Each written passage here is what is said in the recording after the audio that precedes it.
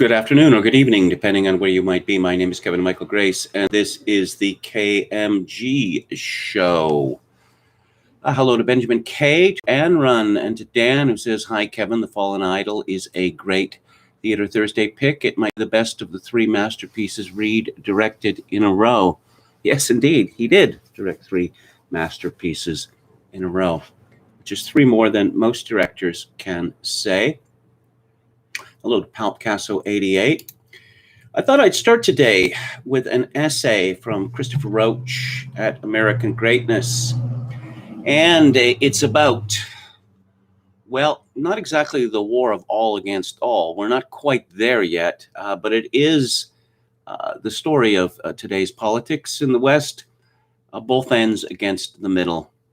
That middle being, well, the middle class. Coddling criminals is a new front in the war on the middle class. The willful distortion of incidents involving police and Black Americans serves an extremist agenda. Roach begins, the middle class is the traditional bedrock of American society. They are the rule followers, the volunteers, the middle managers, and small business owners. Being rule-oriented, they support the police and stability as they have a stake in maintaining the status quo. Their values are defined by their economic and social position, self-sufficient, conscientious, and lately anxious. The middle class is under pressure from various directions. Wages have been flat for 50 years, while prices have gone up, particularly for the traditional perquisites of middle-class existence: homes, healthcare, and education. Globalization and mass immigration increase the labor pool against which Americans must compete. Inflation and debt eat away at the ability of families to accrue wealth. And diversity and crime have made it so many families need to spend a small fortune and a lot of time commuting to recreate the lifestyle they enjoyed growing up. Lately, riots and racial tension create additional anxieties for the middle class. The nihilism of these displays is alien to the middle class quest for security. Last summer's riots did not happen in a vacuum. Well, a few years ago, media infrastructure was geared around salacious true crime stories like the John Benet Ramsey and Casey Anthony episodes. Today, there is a whole media apparatus deployed to amplify every negative police interaction involving white cops and Black people. These stories supposedly show the racist underbelly of America. As I have written before, the left's entire worldview is built upon a narrative of the illegitimacy of American society because of its supposed corruption by systemic racism. Since this jaundiced view of American life is false, the demand for such stories exceeds the supply. Thus, a seemingly no-brainer incident like a gun-toting 13-year-old gang member being shot while resisting arrest becomes a maudlin story of a promising young man gunned down in cold blood.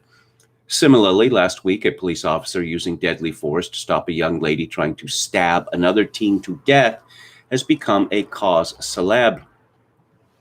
Who would side with gang members and homicidal maniacs? The answer is the mainstream voices of the Democratic Party. Former President Obama's top advisor, Valerie Jarrett, had this to say about the Columbus, Ohio shooting, quote, "A Black teenage girl called Ma'Khia Bryant was killed because a police officer immediately decided to shoot her multiple times in order to break up a knife fight. Demand accountability, fight for justice, hashtag Black Lives Matter," unquote. In order to break up a knife fight. Yes, knife fights. Traditional pastime of teenagers. I mean, why would you bring a gun to a knife fight anyway? No one's ever been stabbed to death or crippled by knife wound. I mean, this is clearly outrageous. It's just a knife fight. But back to Christopher Roach. Activist Bree Newsom downplayed the seriousness of the knife attack. Teenagers have been having fights, including knives, for aeons. We do not need police to address these situations by showing up to the scene and using a weapon against one of the teenagers. Y'all need help. I mean that sincerely, unquote. I saw a video on World Star Hip Hop, two morbidly obese Black lesbians fighting. Well, actually, one of them was on the ground while the other one kept pummeling her to the head, kicking her in the head, kicking her in the stomach, and telling her, "You're my girlfriend, and after this is over, you are going to be my girlfriend." And I think that the lesbian down on the ground was passed out. At the end of this, there was a crowd of men watching this fight and deriving great amusement from it, black men. And one of them said something like, women fighting, let them fight, right? Because I suppose no woman has ever killed or seriously injured another woman. Knives, of course, says Christopher Roach, are extremely deadly, and about 4 times as many people die in knife attacks than from all kinds of rifles, including AR-15s every year. If the Trayvon Martin and George Floyd stories plausibly supported a narrative of excessive violence, it's now clear that even the most self-evidently legal use of force by citizens or the police involving minorities will reap the same whirlwind. The willful distortion of these incidents serves an extremist agenda. The most obvious part of the agenda is to placate the demands for less exacting law enforcement among segments of the lower class. While there was likely some debate within these communities about policing, their community leaders are fighting for less law and order. This is the foundation of recent anti-bail reform and related decriminalization efforts. Not only marijuana, but theft, trespassing, and prostitution are all now being decriminalized. Permitting higher crime through lower levels of policing lets the urban poor avoid the laws and expectations of the middle class, whose restrictions and enforcers they perceive as oppressive. It's just a knife fight, after all. Recognizing that the worst atrocities are inflicted intramurally within poor black communities is now treated as bad manners.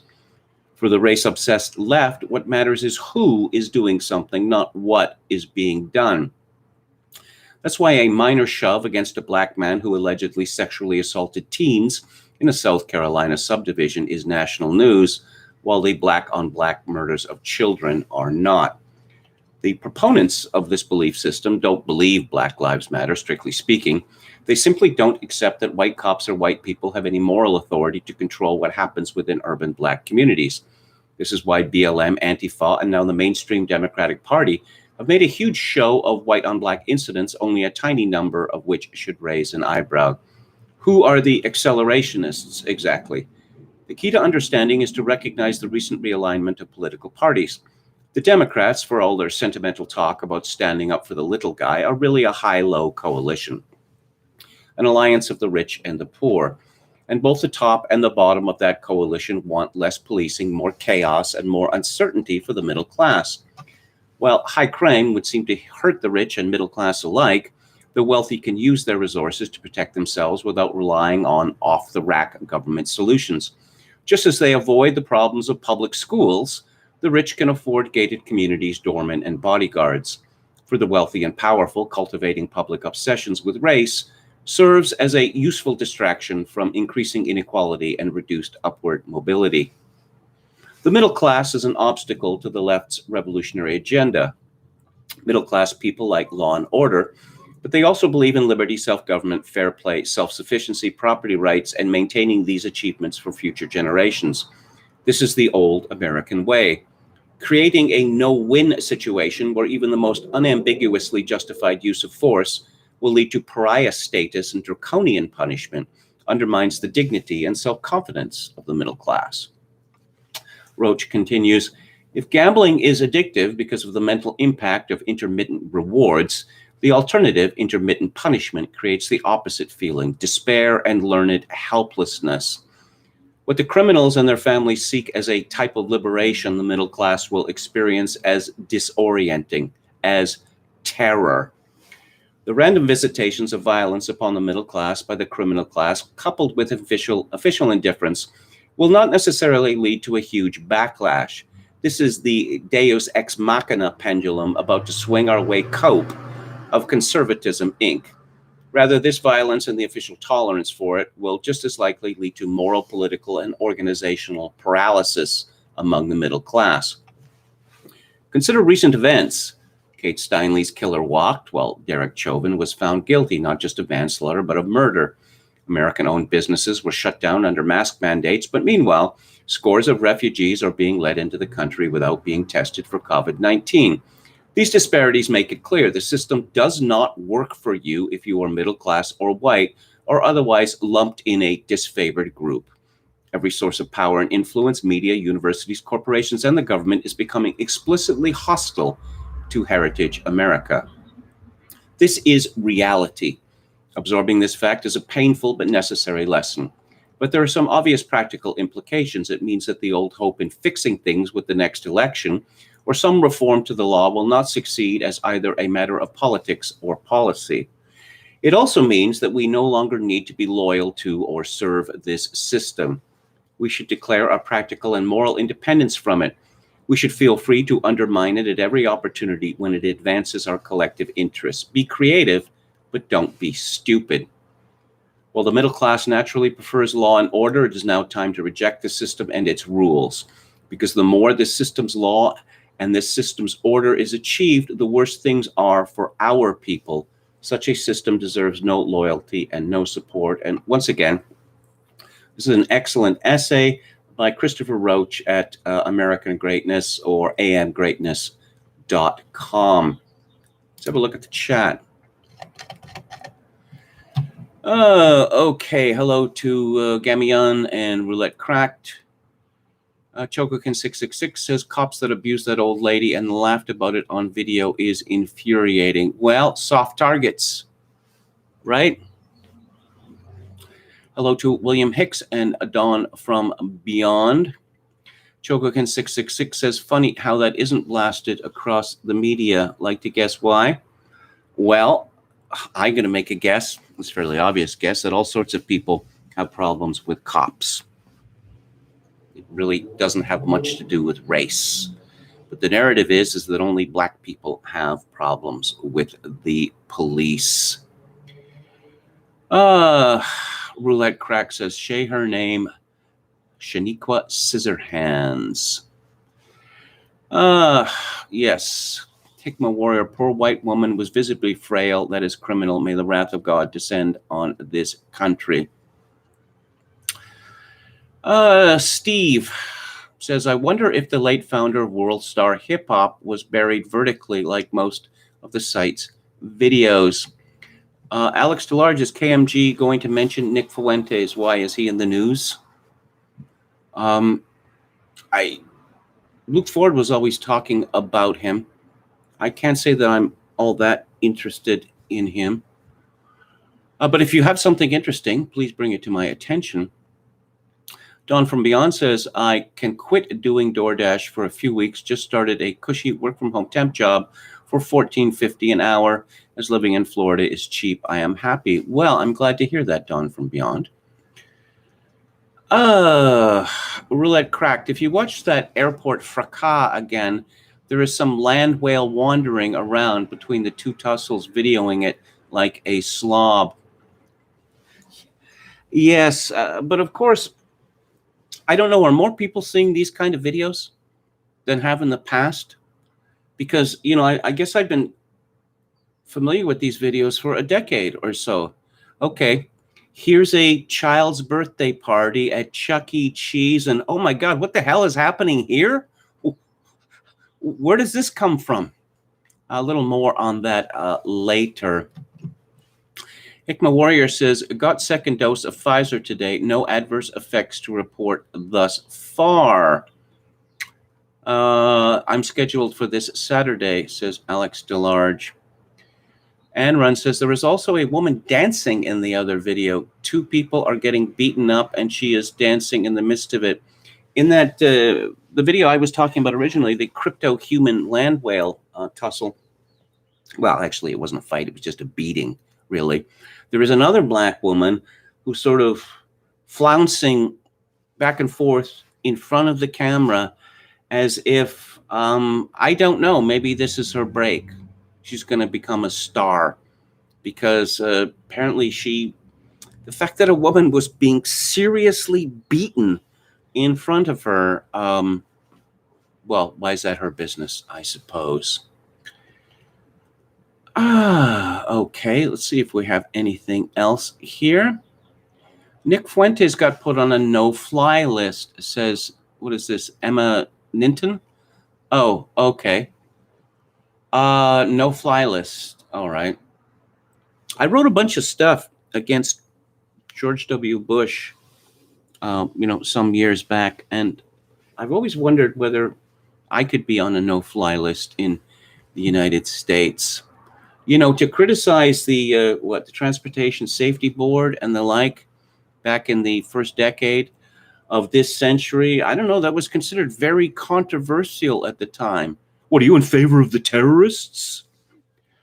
I mean, it was already, again, here's some boomer speak for you. People used to hang out at airports before the hijacking craze of the late 1960s. There was almost no security. People used to go to the airports to watch planes taking off and planes landing, hang out at the airport, I don't know, get something to eat, buy some stuff, have a few drinks or whatever. And then after the hijacking started, things got unpleasant. And, after 9/11, I thought, going to the airport, boarding a flight is already so humiliating. Can they possibly make it any more humiliating? Yes. Take your shoes off. Oh, yes, because of some totally made up thing about binary bombs. Yes, and I don't know. People have gotten used to it. Airports, people have gotten used to being treated like criminals for decades now. Turn your electric shaver on. Turn your mini recorder on. What's this? What does it do? What does it look like it does? But no, it's all for our safety. Nick is on a flow again. Alex DeLarge confirms no flight list. Have you seen Nick Fuentes in person? Scary, says David Wright. He's a bobblehead, isn't he? He has a greatly oversized head. Let's see. Something. Just watched The Naked Prey with Cornell Wilde. Good as I remember, says David Wright. I think I saw that film when I was quite young. Most dangerous animal on earth. Wait, it's man, right? Yes, I was right about that. A friend of mine visited Belize and definitely enjoyed himself. I'm not going to Belize. I have no interest in places like that. Any place in Central America. Central America is like about this much higher than barbarism. Mexico is like a paradise compared to Central America. The German pointer. Hello, didgeridoo music. I don't like didgeridoo music. I'm not particularly fond of bagpipe music either, but the didgeridoo, okay, it's a drone. I get it. Hello to Matt Forney. Commonwealth Caribbean Islands. Again, I read stories about people who go to Caribbean islands, the supposedly nice ones. They don't talk about this very much, but the Bahamas has kind of become really nasty lately. Russia's Sputnik 5 is supposedly the safest vaccine, says Gamma Yun. It's my understanding that it's really pretty much similar to the other vaccines on the market. I just, you've ever been in a situation, normal people are in a situation where, I don't know, let's say you're in a bar and a fight breaks out and, the waves start pushing back and you feel this fight or flight syndrome. And the idea that someone could be perfectly calm during this and find it all very amusing while someone is being pummeled, that's beyond my experience. It may be beyond my imagination. Oh, okay. No one with ears likes didgeridoo music, says Anne Run. I go for Portugal, says Hikma Warrior. Yeah, parts of Spain, southern Italy, parts of Greece, Serbia, or Turkey. I looked at that in the past. All of these countries that are on the euro, all these euro countries are ridiculously expensive. Portugal used to be a cheap and enjoyable vacation destination. Perhaps when the euro falls apart, it will once again become so. Let's see. Matt Forney says it varies in the Caribbean. Jamaica is the pits, but smaller tax havens like St. Lucia, Trinidad, Cayman Islands are fine. Yeah, I don't know. I just a few years ago, a friend of mine, he went on a vacation with his wife to the Dominican Republic, and there's the resort, which is like an armed camp. Don't leave the resort for any reason, these people were told. I don't know. It could be that I don't really like hot places very much. I don't really like sweating. I don't really like having my brain boiled by the sun. Actually, apparently, having the sun, boil your brain induces an effect very much like drunkenness.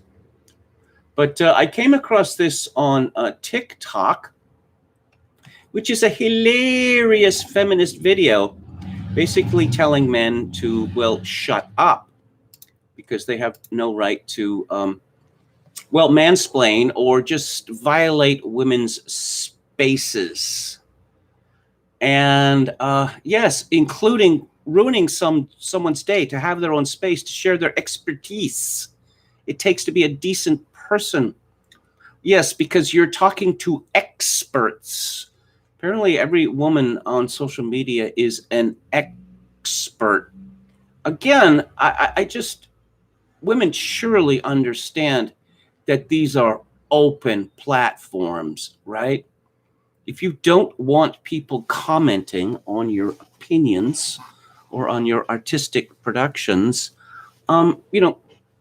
send a file in an email, send a text, take your Facebook and your Twitter private, because in the absence of that, these are forums, open platforms. But I suppose I am shouting into the void here. Oh, well, this woman has a PhD. In what, museum history? I see the list of what people get doctoral degrees for, and I think, how is that even a subject? Do they have a PhD in, what do they call that? Software cheerleading? It's not called software evangelism.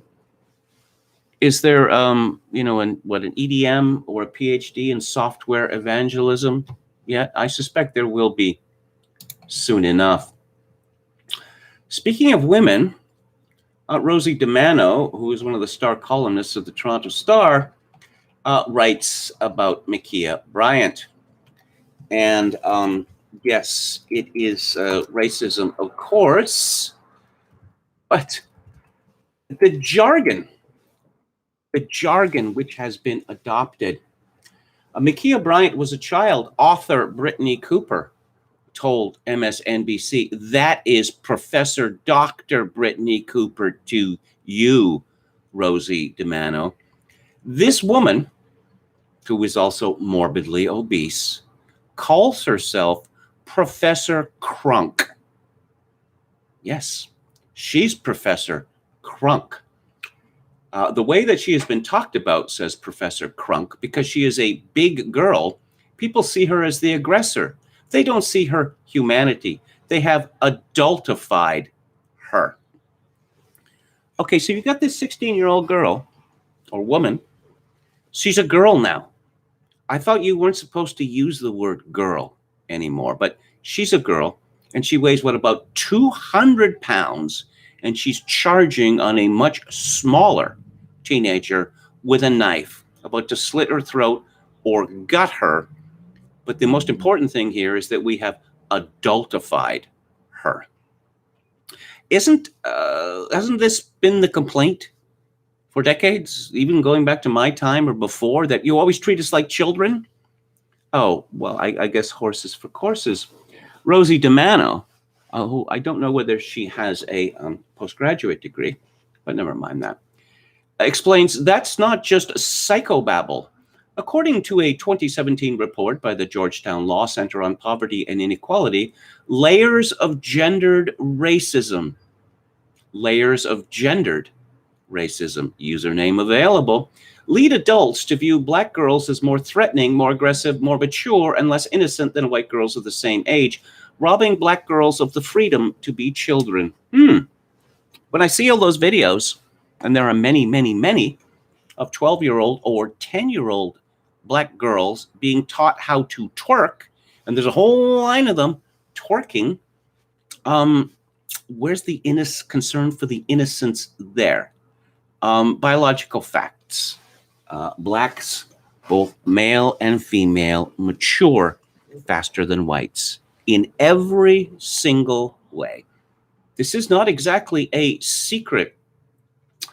The report found that Black girls as young as 5 years old are held to adult-like standard and in turn receive harsher punishments for their behavior. No one is holding a 5-year-old, Black or white or any other color, to adult-like standard. You are lying to us.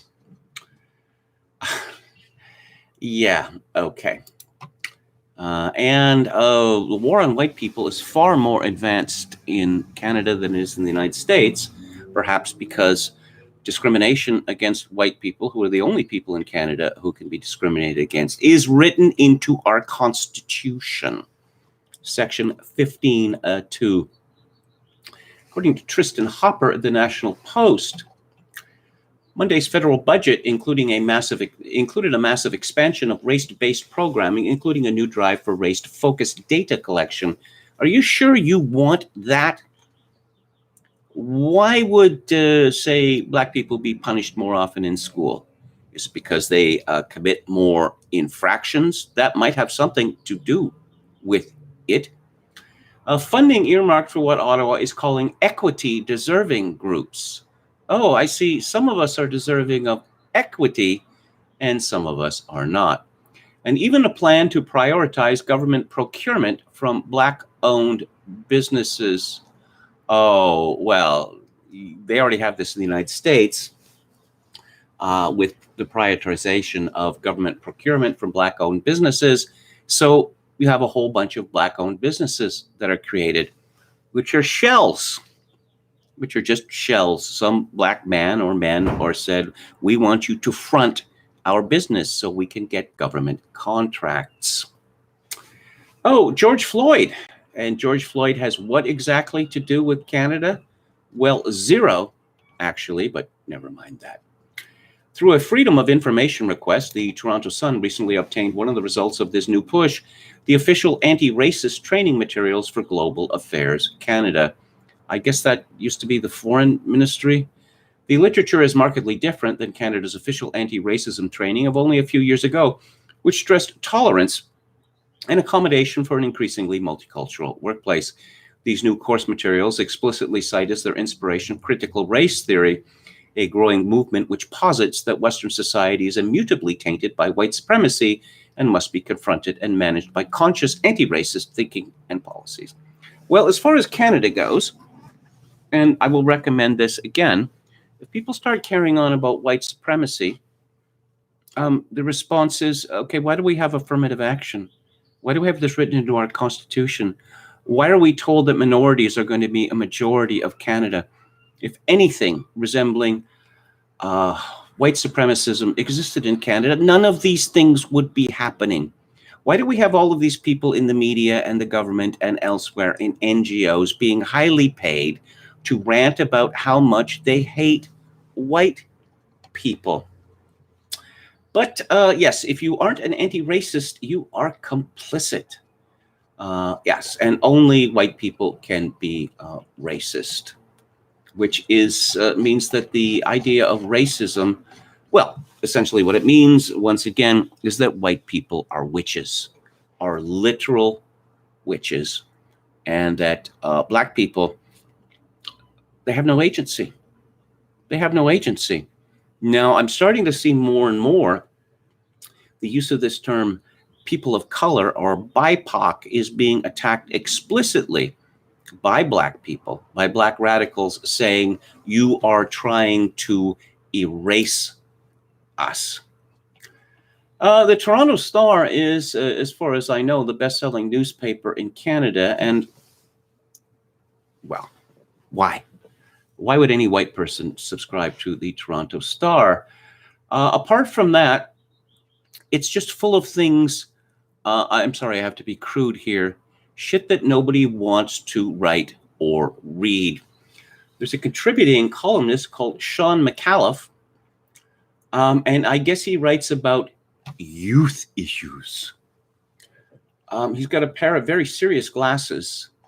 There's a think piece that appeared over the weekend. Forget Drake and the Raptors. Here's the real reason Toronto needs to get over its self-loathing. Is Toronto really self-loathing? My impression has been, just from the media coverage, is that for decades it's considered itself to be New York City North, which is hilarious because Toronto is much more like a junior varsity Chicago. In 1956, a book was published called Let's All Hate Toronto by Jack McLaren, an advertising man and caricaturist, an illustrated satirical look at what was then Canada's rapidly expanding second biggest city. The book pokes fun at the antipathy many people feel toward Toronto. Yes, outsiders, people who don't live in Toronto, because Toronto has always been a self-important place, even when it was a Presbyterian city that was not just mocked, but acclaimed as Toronto the Good. Okay, so you understand that people like cities. They like some cities. They don't like others. People who live in cities, some of them are very proud of their cities, some of them aren't. Where is he going with this? Nowhere. Let's mention Drake. Yes, Drake comes from Toronto, which is really important because the Toronto Raptors come from Toronto. Well, they don't come from Toronto. There's a bunch of players from elsewhere that play in Toronto, and they won a championship, an NBA championship a couple of years ago, which people who lived in Toronto who didn't like Toronto more because they have a successful sports team. The Blue Jays won consecutive World Series. Did that have some sort of tremendous effect on the way that people in Toronto view their city? Let's see. Sean says, I won't list any reasons why I love Toronto. Toronto's tourist authority and Drake are doing fine jobs on their own. This is what counts for writing nowadays. Who in Toronto pays any attention to what the tourist authority has to say? Instead, it's important to recognize that, like most every city, Toronto is and forever will be a work in progress. You don't say, Sean. And there are an awful lot of people working on it here. Toronto is a city rich with civic groups and people in government that work on issues like housing affordability, equality, road safety, police reform, food security, whatever that means, public health, accessibility, water quality, the urban forest, education, small business vibrancy, and much more. Yeah, I don't think that small business vibrancy has done too well in Toronto over the last 15 months. All of this on top of people involved in cultural efforts, public art, and other nice things that also improve the quality of life here. For those who have no option to leave, all of this is incredibly important and lost in the narrative that Toronto has no redeeming qualities. Who is making the argument that Toronto has no redeeming qualities? When Sean was in journalism school, did they ever teach him what a straw man is? It's hard to pinpoint exactly where Toronto's self-loathing comes from, but maybe the old waspy, boo, waspy, Toronto the good ghosts that found fun distasteful and closed playgrounds on Sundays haunt us still, but perhaps not as formidably as they once did. Yes, given that all ended, in the 1960s? I'm just, I don't know. I suppose I should be admire this fellow. Here's 800 words of absolute piffle, and he got a paycheck for that. Moving back to the United States, here's a story from Kenneth Garger at the New York Post. A 3-year-old boy was fatally shot at a birthday party in a home near Miami on Saturday night, police said. The toddler, identified by cops as Elijah LaFrance, was among 2 people shot at an Airbnb rental in the Golden Glades neighborhood that was being used to host a party. The child was taken to the hospital after the 8 p.m. shooting but could not be saved. "Oh my God, he is still on my mind," LaFrance's uncle, Adrian Annister, told the news outlet. "I was just playing with him. I wish it could have been me because I've lived long enough." He couldn't even say mom or dad. The other victim, a 21-year-old woman, was hospitalized in stable condition. Witnesses told the news outlet that dozens of shots were fired from a suspect who fled in a car. No arrests were made as of Monday, and police are seeking the public's help for any potential leads in the case. Who brings a gun? Who brings a loaded pistol to a child's birthday party? Who brings a loaded pistol to a baby's christening? Who brings a loaded pistol to a high school basketball game or to a, middle school graduation ceremony? Who brings a loaded pistol to a funeral? If we're going to talk about morality here, if we're going to be wagging fingers, I want to start with that. How about we have the Black community rise up and denounce furiously the people, and this is not unusual, who bring loaded pistols to children's birthday parties? How about funerals? There seems to be, gunshots ring out at Black funerals all the time in the United States. I've read a lot about mafia funerals and IRA funerals, and these people are killers. And I've never heard of a shootout at an IRA funeral or a mafia funeral. And once again, these people are killers. From Revolver, recent shooting of Ohio teen could be final blow for media and Black Lives Matter. Why would that be? Because the media lied again and again and again about what happened in Columbus, Ohio.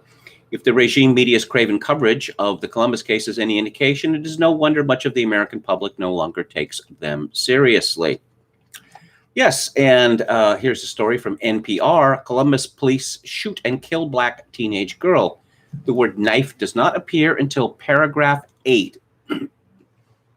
NPR only frames the assailant, 16-year-old Ma'Khia Bryant, as holding a knife rather than charging at another teen with the lethal weapon. And a similar story from the Washington Post. Neither the Post's headline nor its lead-in paragraph made mention of Bryant charging a defenseless teen with a deadly weapon. And then we had the interviews of the late girl's mother, who showed a strange lack of affect, as if she hardly knew this child.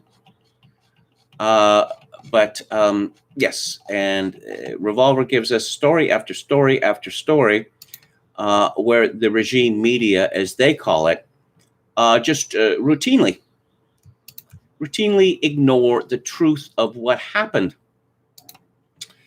This is from a TB Daily News. Ma'Khia Bryant's mom, previously charged with child endangerment and assault. And if you've seen the video, there's some Black adult who is kicking an adolescent girl in the head. Who might that have been? Step up, Ma'Khia Bryant's father. He also has an extensive criminal background. But of course, this is all the fault of white supremacy, that Black people only commit crimes because of white racism, so they cannot be held responsible and they should not be punished for this. And apparently, incredibly, this whole Columbus affair, all the sympathy was for the girl who was shot to death shortly before she murdered or maimed someone, and not for the girl who was about to be murdered or maimed, or certainly not for the one on the ground having her head kicked in. Oh, and the media lied about Ma'Khia Bryant being on the honor roll at her high school. Yeah.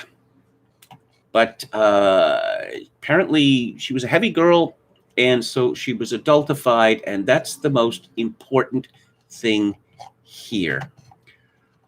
Yes, and I'm looking at the list of charges here: domestic violence, assault, domestic violence, assault. Down the list it goes again. Domestic violence, harm. Yeah, and of course most of these charges are plea bargained because if they weren't, that's all the criminal justice system would be dealing with. You know, I don't think that the people who write these kind of stories, the white people who write these kind of stories, the white people who carry on about this, oh, it was a tragedy or yet another indictment of, white supremacy, the police, they don't spend any time in these neighborhoods.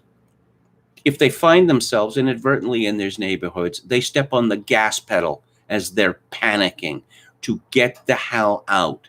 And they don't seem to take the opportunity to familiarize themselves secondhand with what conditions are like in these neighborhoods. They are horrific, almost demonic. That all you have to do is to read the police blotter, and you will come across stories such as a 3-year-old being shot to death at a birthday party. Do you want to hang around in that kind of neighborhood? No. Nobody with any money or any sense wants to. Steve Saylor writes, many have wondered who is the large black man who, after the late Columbus teen Ma'Khia Bryant knocks down a young woman, comes over and kicks the prone woman in the head, almost hitting Officer Nick Reardon with his impressive follow-through. Yes, it appears to be Myron Hammonds, Ma'Khia's dad. See, this is another thing that I don't think that these white liberals, leftists are interested in. That if you read the stories about Trayvon Martin, it would appear that he had 2 sets of parents, neither of whom really wanted anything to do with him, which might have had some effect on his future. Of course, they all benefited to the millions after the now obligatory payout. Yes, Steve Saylor writes, apparently this was the foster mother's birthday, so Pink Girl and Dreads Girl stopped by to help her celebrate. Uh-oh. Ma'Khia was criticized for not making her bed and keeping the house clean. She reached a breaking point before someone called the cops. She called up her father to help her take care of the other girls. Myron Hammonds has had a warrant out for his arrest since January. He has a long and documented criminal history. A screenshot lists Myron Hammonds as the defendant in 18 cases from 1995 to 2018.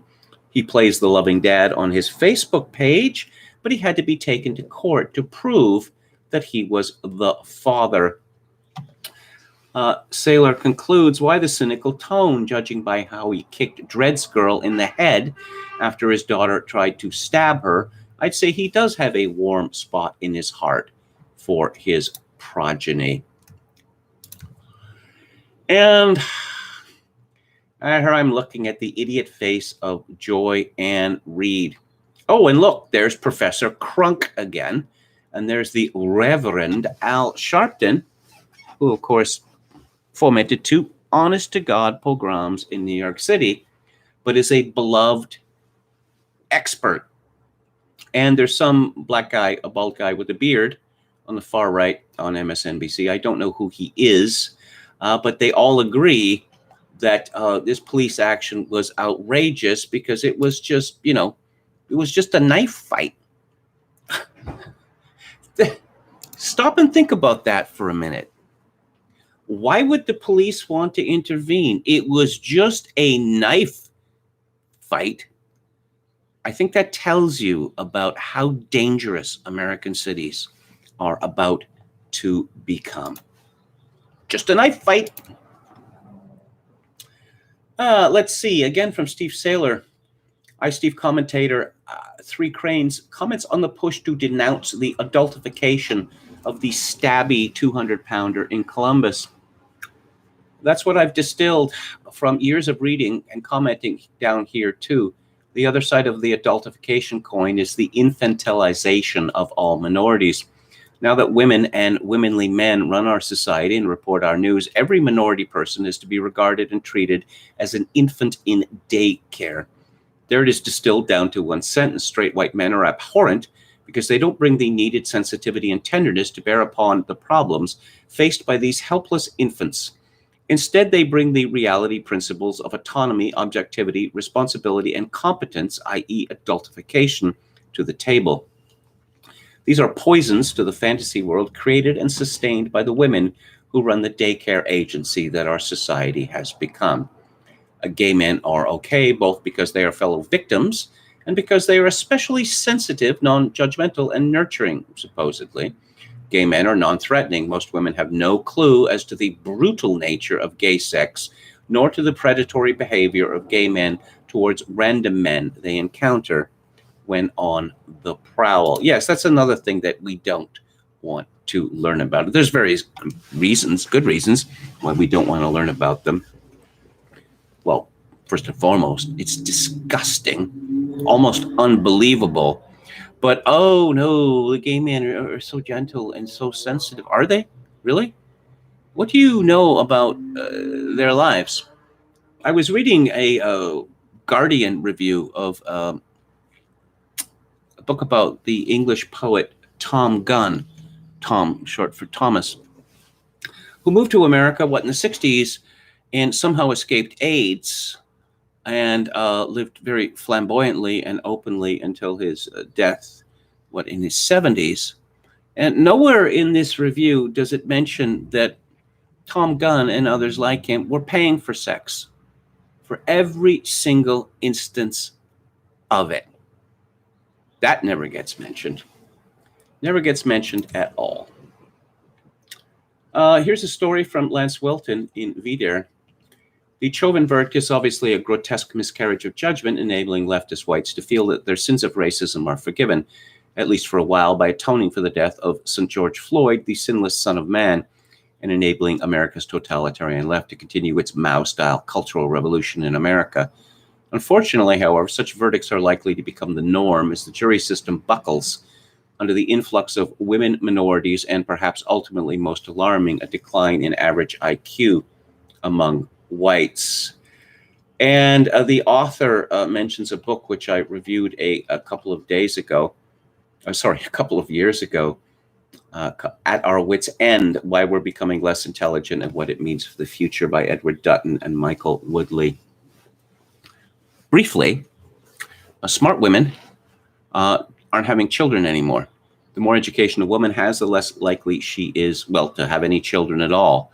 And having more than one, exceedingly rare. All sorts of incentives have been given to stupid women to have children. And over time, there's absolutely no question it has resulted in a tremendous decrease in the overall intelligence of society. There's also the matter of the immigrants that we're getting, which somewhat more so in the United States than Canada, also resulting in a drop in intelligence. But apparently that is not important, not important at all. I mean, it explains a lot. It explains tentpole movies and the Marvel Cinematic Universe. We have seen, in my lifetime, the death of poetry, the death of the short story, and now we have the death of the novel. Well, a novel can be about anything.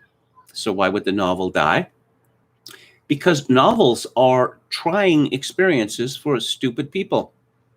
Here are people, I don't know anything about these people. Maybe I don't know where they're from.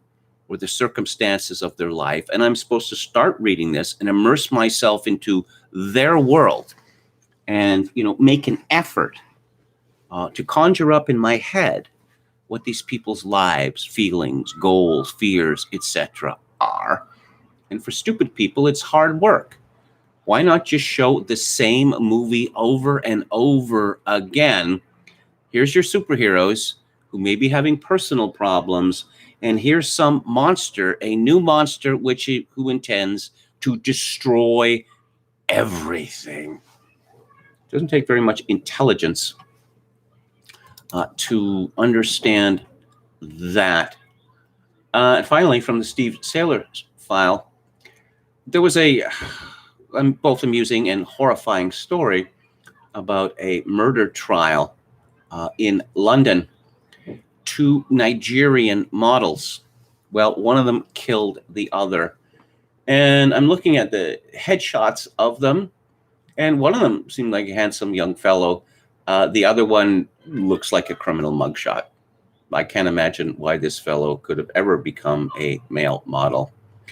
But something jumped out at me from this. This is a story from, of course, the New York Times. The tragedy of Harry Uzoka. He was a shining star of a tight-knit group of rising black male models in London. Why did he die at the hands of another model? The story is by Alexis Okeowo. When Harry Uzoka was 17, he went with his older brother, who was trying to get ahead of him in modeling, to a meeting at a talent agency in West London, a place of fairy tale wealth with Edwardian homes and fertile parks. All parks are fertile, by definition, Mr. Okeowo. Uzoka grew up in Dagenham, a working-class neighborhood across the city with a growing Nigerian community. He and his brother were raised by a mother who, like other West African immigrants, traded her homeland for London, cold and indifferent, but also possessing free education and more jobs. So apparently London sucks. It's cold and indifferent. All that I hear about London is just how vibrant and multicultural it is. Hang on a second.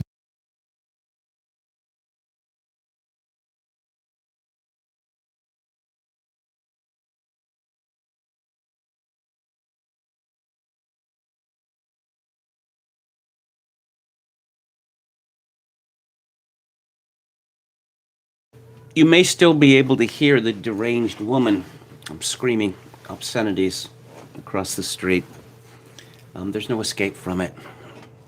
I haven't been sleeping well lately because I'm awakened every morning at 1 o'clock or 2 o'clock or 3 o'clock, or a couple of days ago at 4 o'clock in the morning by police sirens. The police, they end up right across the street along with the ambulances. And the people shouting and screaming obscenities and death threats, and the barking dogs. Why are dogs out on the street at 1 o'clock, 2 o'clock, 3 o'clock, 4 o'clock in the morning? Because I live across the street from a hellhole. But let's talk about another hellhole, cold and indifferent London. But just the contempt there. If London's so terrible, stay away. If you're there, why don't you leave? Oh, but there's the free education and more jobs. Uzoka did well in school, but he had recently served a stint in juvenile detention for robbing a cash delivery van. Robbing a cash delivery van. That's the sort of crime that not so long ago, people got locked up, 5 or 10 years. But apparently it's just a little blip. It's just a little blip on one's record now. Here's some good news. Policemen in the United States, including black policemen, are having a lot of fun with LeBron James. They are mocking him on TikTok. I wonder how much of this LeBron can take. He doesn't strike me as a man with much of a sense of humor, but obviously a great sense of amour propre, as the French say. This is a pretty funny story from Michigan. I wouldn't even know how this would be possible, Michigan Democrat arrested for drunk driving while having sex. He crashed in, this is from Citizen Free Press, he crashed into a ditch while simultaneously having sex and driving. Jack Posobiec tweeted, dashcam release of Democrat Representative Jewel Jones resisting arrest, threatening to call Governor Whitmer. He had just driven drunk into a ditch. One would think that that would be kind of a sobering experience.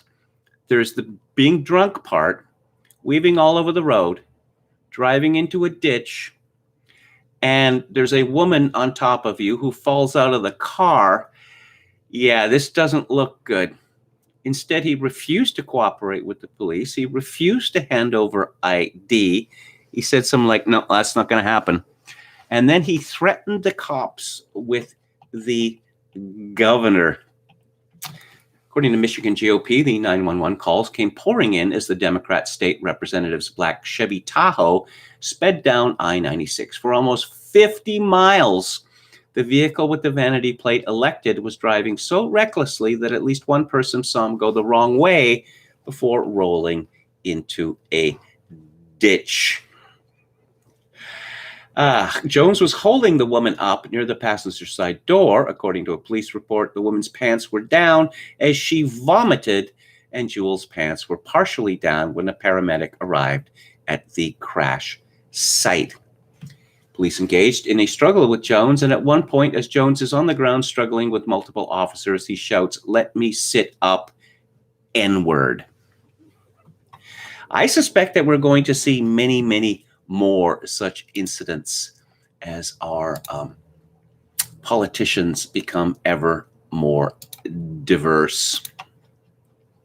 Again, one laughs lest one weep, and Gogol once wrote. Here's a story from Australia. Students shamed in Melbourne High School for being white Christian privileged males, publicly humiliated. They were visited by a social worker from the local Kingston Council.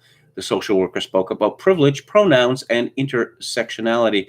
During the presentation, the social worker is alleged to have asked for boys who were straight, white, and Christian to stand up in front of their peers. They were then told they were responsible for being oppressors because of their privilege.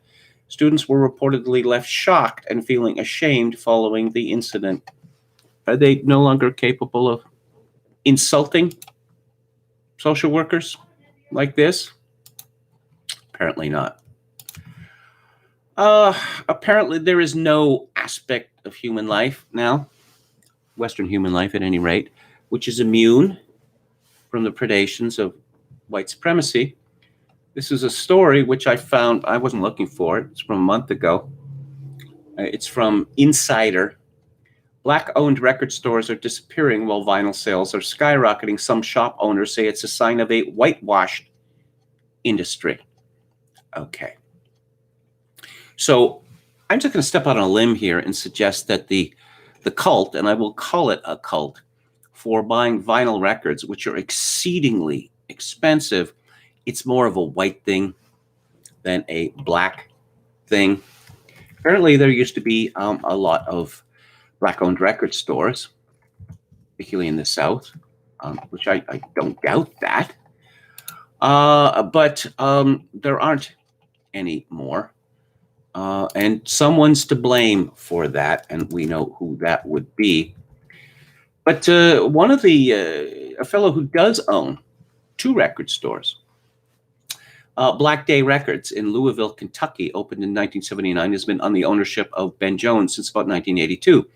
He has 2 locations, Better Days West, which he calls his black store in the hood, sells exclusively rap, soul, R&B, and hip-hop LPs, and Better Days East, which sells exclusively pop and classic rock to a predominantly white customer base. The 2 locations are so separate, Jones said, that his black customers don't even know if he has a second location, adding that he couldn't keep his black store open if it wasn't for the second location. Okay, I'm going to guess that the black people, his would-be customers, the rap, soul, R&B, hip-hop, they are downloading this because this is what they grew up doing. And they don't have a turntable, and they don't want a turntable, and they don't want speakers. They can listen to it on their cell phone. But apparently that's our fault. Here's the best part. This is because when he contacts his distributors to order records by black musicians that his black customers actually want, like Betty Wright, Shalimar, or Graham Central Station, they're all on back order. But if he wants a Beatles or Pink Floyd album, Jones says he has access to as many copies as he needs. That could be because the Beatles and Pink Floyd would be certainly in the top 10 of best-selling artists of all time. But the phenomenon stuff white people like. Well, one of the categories was liking black music that black people don't like anymore.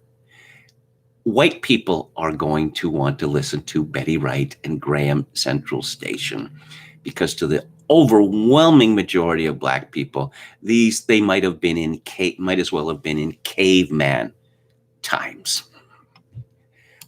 There's not a lot of demand amongst black people for 1970s black funk, But again, it's our fault. Half Galician says Chevy Tahoe gas guzzler. Were they wearing masks, says William Hicks. That is a good point. Texas Feral Hog says having sex while driving is a bad idea. It also seems kind of technically difficult. How does that work? I understand, how it would work in a stationary car, although it still seems to be, otiose if one has access to a mattress. But a car that's moving on the interstate? Again, apparently both of them were involved in this. This wasn't a case of one servicing, if you like, the other. Both of them were actively involved. And again, apparently this guy kept this up, no pun intended, for 50 miles on the interstate, which is kind of impressive, I have to say. P-Funk was dope, says Don Willis. Yes, is referring to Parliament Funkadelic. Again, lots of white people still like that stuff. I mean, George Clinton, you mentioned George Clinton to white people who like music. They know who George Clinton is. Oh, we're talking about that George Clinton, not the movie George Clinton, because there are two. But no, I like black funk from the 70s, says Jonathan Pohl. Lots and lots of white people do. But novelty is really the thing with black record sales. Okay, I'm not going to make any more puns. In a subject like this, the story I just described, one finds oneself blundering into puns. Let's see. Cecil Henry says the problem with white men for libs is that they can't condescend to them and act smug. The whole purpose of being a caring libtard. The status Gibbs. Bangkok has a lot of aggressive dogs on the street, says Eminentant. That is another place that I've never had any desire to visit. I was reading about Elon Musk and his defamation case against the expatriate in Thailand, and Musk made a generalization about a man of his years spending all of this time over decades in Thailand, and asked the question, what was he doing there? I'm not going to mention his name or get into any specifics, but I'm thinking it just seemed to me to be kind of a reasonable assumption on Elon Musk's part. He also made the argument that the specific insult that he directed against this expat, which I'm not going to repeat. Oh, we say that sort of thing in South Africa all the time, and it's just banter. Is it now? Is it now? Calling someone a pedophile in South Africa is just banter? I don't believe you. Professor Paul says KMG should be running the journalism department of my university. I just need a few $100,000. Uh, that's okay. I thought the thought police came knocking. No, it's just okay. I think there's a lot of drug dealing being run out of this homeless shelter because one of the things that happens, and this is typically when around 1 o'clock, 1:30 in the morning, a car comes into the parking lot and it's got the hip hop, which is on so loud that it's, like shaking my window, and the car's in the parking lot, for, I don't know, 5-10 minutes, and then it drives away.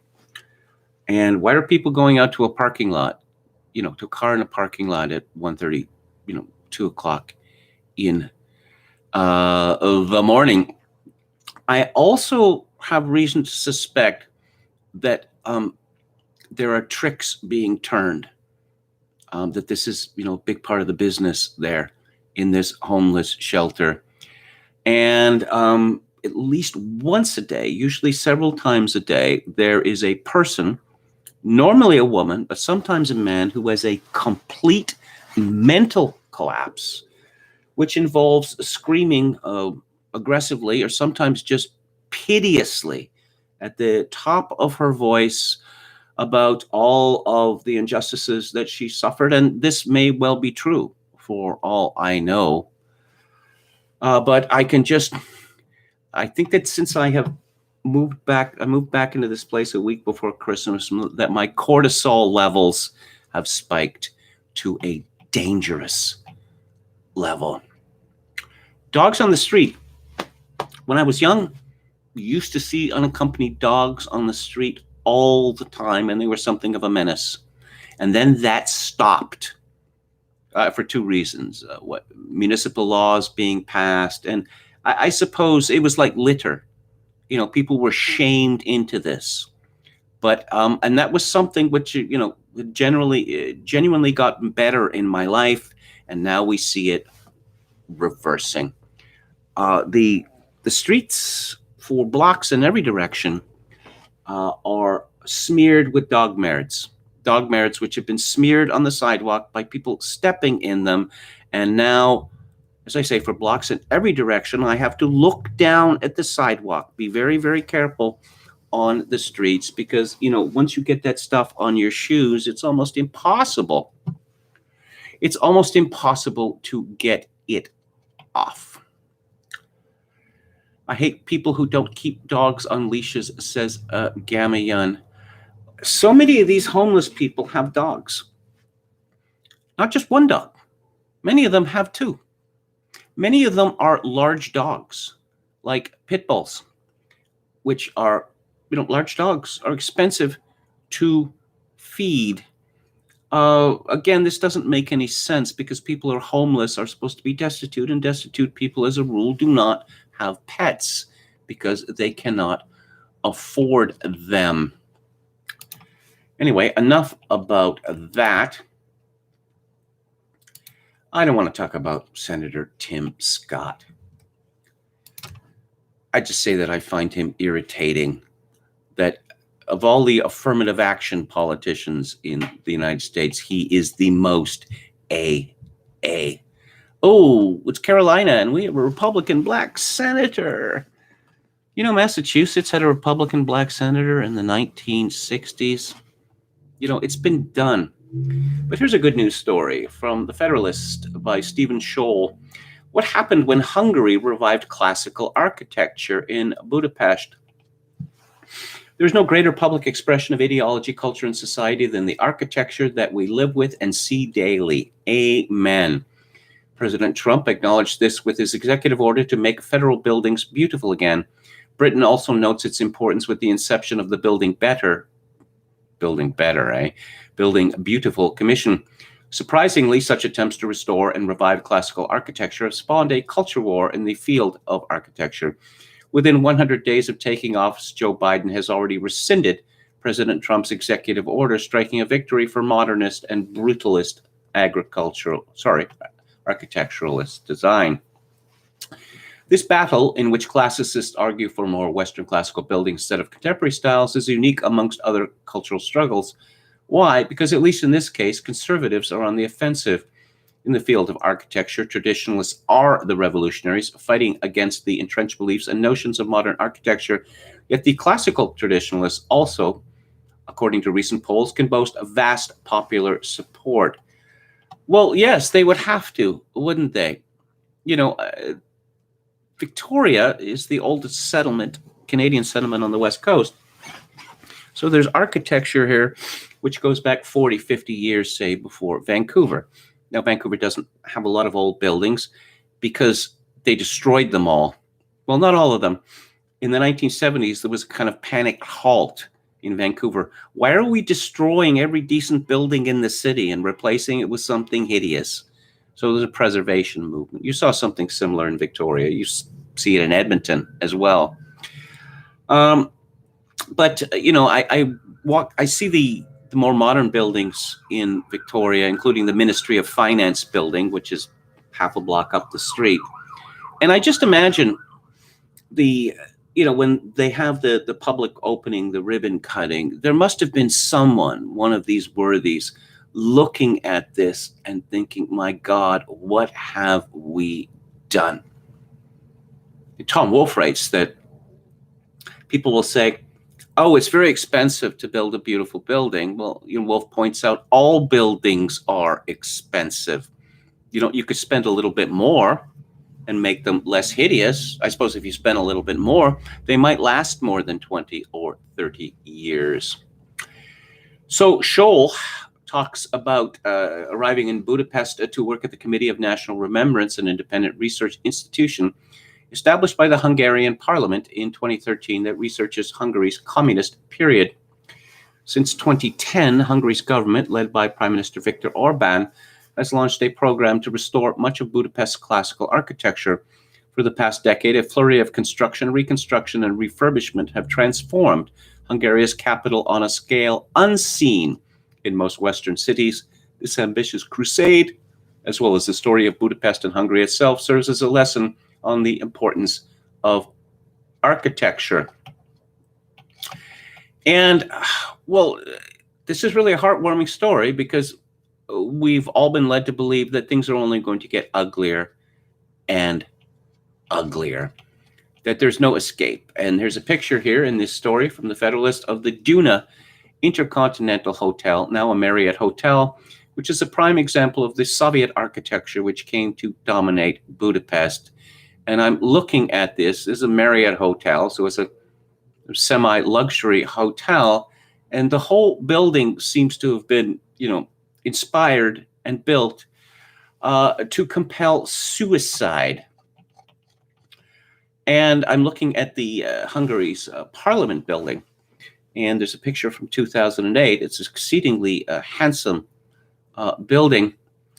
It shows the dilapidated state of the building with a blackened facade, poorly kept grounds, and the parking lot in the square. Well, the parking lot is gone now, and the building has been renovated and restored. If they do it in Budapest, why can't we do it where we are? Now, again, there's not much of antiquity in Victoria or in the West Coast, but elsewhere in the world, there is a great deal of antiquity. And, it's obviously cheaper to preserve these buildings and restore them than to build new ones.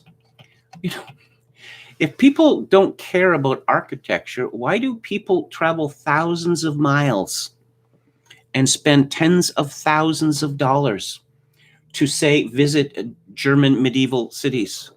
Many of these cities, no one has ever heard of them. But you go to Wikipedia or whatever the Wiki Travel is or whatever. I never heard of this place. Oh, look at these buildings. Ooh, here I am walking in the same streets that were occupied in the 14th century or whatever, in the Baltics, the Hanseatic cities or whatever. Obviously, people do care about architecture, and we know for a fact that people can tell the difference between beauty and ugliness, and they prefer beauty to ugliness.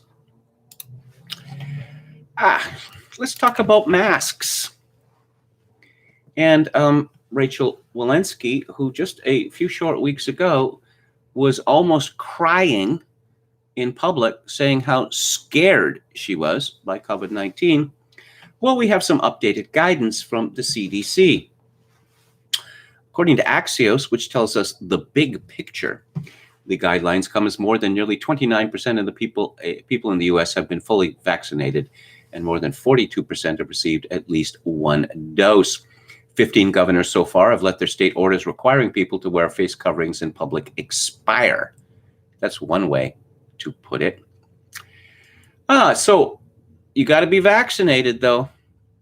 Doing physical activities outdoors alone or with members of your household, like walking, running, hiking, or biking. Are they serious? The CDC has no power then or now to compel people to wear masks when they're walking outside, walking, running, hiking, or biking. Oh, you won't need to wear a mask if you're vaccinated. If you're attending a small outdoor gathering, either with fully vaccinated people or a mixture of vaccinated and unvaccinated people. Dining at an outdoor restaurant with friends from multiple households. Current guidelines on vaccinated people indoors and traveling still apply. Yes, but, of course, there's always a but, it can be hard to assess every individual's risk for severe COVID-19 in mass public spaces or intimate public settings. The agency says and asks vaccinated people to wear masks in situations like crowded outdoor events like live performances, parades, or sporting events. Yeah, well, they're not doing that in Texas. And how come the roof hasn't fallen in? Indoor spaces like a barber or hair salon or a movie theater. Yeah, I want to go and spend $10, $15 to a movie and feel like I'm suffocating over the 3-hour running time of an MCU tentpole edition. Attending a full capacity service at a house of worship and singing in an indoor chorus. Visiting an uncrowded indoor shopping mall or museum. Still got to wear the mask, even if you're vaccinated. Why isn't everyone getting vaccinated? Well, I think the message has percolated through America that apparently doesn't make any difference. We're still going to have masks. We're still going to have social distancing. We're still going to have to wash our hands 50 times a day. So I looked at the actual document, and guess what we get? We get flat people art. Are you familiar with flat people art? Well, I'm sure you've seen it. Let's have cartoons of people which aren't really cartoony and they don't look human. It's somewhere in the uncanny valley and they are flat and lifeless. And that is all of the rage now. Apparently Tucker Carlson on his show last night called for children to be harassed. He didn't say that. He didn't say that at all. He said, your response when you see children wearing masks as they play should be no different from your response to seeing someone beat a kid at Walmart. Call the police immediately. Masks are purely a sign of political obedience, like Kim pins in Pyongyang. We wear them because we have to. It's our job to restore the society that we were born in.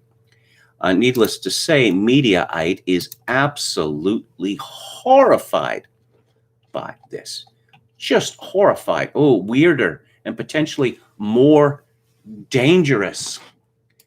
I've read from a serious source that if you've seen pictures of, your standard Victorian men or Edwardian men, that they all have beards. And then if you see pictures, men in the 1920s, very few beards. Again, I've been told that one of the reasons this happened, apart from changing fashion, is that men with beards were mocked by boys. That boys, I guess in the late Edwardian era, would see men on the streets wearing beards and they would jeer at them, beaver, beaver, beaver, which I think is pretty funny. Pretty funny indeed. But there was a raging against Tucker Carlson on Twitter, including some comedian. He's an official comedian. That's his job. And yeah, I'm going to show you if you make fun of me for wearing a mask outdoor. Why are you wearing a mask outdoors? I mean, why? What is wrong with you? Do you think that the sole purpose of the atmosphere is to poison you? Really? I don't. It's too funny. Again, it's as if, COVID is lurking, at a street corner, and to see someone without a mask. Yeah, let's get them, boys. You go for the eyes. I'll go for the nose. You go for the mouth. Is that how they think that it works? Yes, Rex Hupke. And Rex Hupke is shown, looking very tough, wearing a backwards baseball cap. He appears to be in a barn covered with straw, and he's a black cat on his head for some reason. Very serious Chicago Tribune humor columnist, syndicated narwhal lover. Oh, leave off. Hypocrisy enthusiast, woke mob co-founder, enemy of the people, 2017 to present. He said, I look forward to meeting the first Tucker Carlson viewer who thinks it wise to harass me for wearing a mask outside. I look forward to it immensely. I responded, what are you going to do, snark them to death? The joke's on you. They won't be able to understand your muffled voice coming out of that stupid mask. They are really so very proud of themselves for wearing masks, even outdoors. This is from Sean Boynton at Global News. Staying at least 2 meters apart from others while indoors has virtually no effect on the risk of exposure to COVID-19, a new study out of the Massachusetts Institute of Technology says. The study, released online ahead of its publication in the peer-reviewed journal PNAS on a Tuesday, suggests that now commonplace distancing rules matter far less than the amount of time spent inside with other people, particularly if an infected person enters the room. This has been known from the beginning. Why do you think all those people in old age homes were dropping like flies? Yeah. So it doesn't work, but we have to do it anyway. Oh, and I'm sure you'll all be glad to hear this. This is from Associated Press. Prince Harry and Meghan Mertz will serve as the campaign chairs of Global Citizens' effort to deliver COVID-19 vaccines to medical workers in the world's poorest countries. Oh, and there's going to be a Live Aid-like extravaganza. They will appear at Vax Live, the concert to reunite the world. Wow. Wasn't Live Aid just about feeding Ethiopia? Now we've moved on to reuniting the world. Oh, Emmanuel Macron, Justin Trudeau, the Croatian Prime Minister will be there, as well as Selena Gomez and Jennifer Lopez. Ooh, Chrissy Teigen. Oh, I don't want to miss that. Gayle King, who is famous for being a friend, Oprah's friend. Isn't that what she's famous? Maybe more than a friend. I don't know. But yes, Meghan Mertz is going to save the world. Last week, we had our Minister of Health mocking the use of vitamin D supplements because, you wouldn't want to do anything that would possibly result in, lowering your chances of getting COVID or surviving it if you get it. Ooh, these are incredible sights, she said. This is a piece by Candace Malcolm, and she disagrees with this. This would be news to my doctor in Toronto who prescribed vitamin D to me during my recent pregnancy and specifically said it could be a preventative measure against contracting COVID-19. Researchers from the University of Chicago found that the relative risk of testing positive for COVID-19 was 1.77 times greater for those with vitamin D deficiencies, noting that the difference was statistically significant. Likewise, studies in both Canada and Spain have found that over 80% of hospitalized COVID-19 patients had vitamin D deficiencies. After all, the United Kingdom's Public Health Department does recommend vitamin D supplements during the winter months and even offered free supplements to people who were considered at high risk of COVID-19. But instead, Hajdu's knee-jerk reaction was to condescendingly reject the question and accuse Sloan, an MP, of spreading fake news. You got to wait for the vaccine. You got to wait for the vaccine. You can't possibly treat yourselves because you are not an expert. The dictatorship of the experts, many of whom disagree with one another. Speaking of MP Sloan, this is from CBC. Kate Dubinsky. Two politicians are among several people charged for attending a large service in Aylmer, Ontario, at the Church of God Restoration in defiance of COVID-19 lockdown restrictions. MP Derek Sloan and MPP, that's member of the provincial parliament, Randy Hillier, who both represent Kingston area ridings as independents, are scheduled to appear in Elgin County Provincial Officers Court in June, CBC News has learned. If found guilty, Sloan and Hillier could be ordered to pay up to $100,000 or spend up to a year in jail. Oh, and what's going on in Germany? This is from 2020 News. The judge at the Weimar District Court, Christian Detmar, had his house searched today.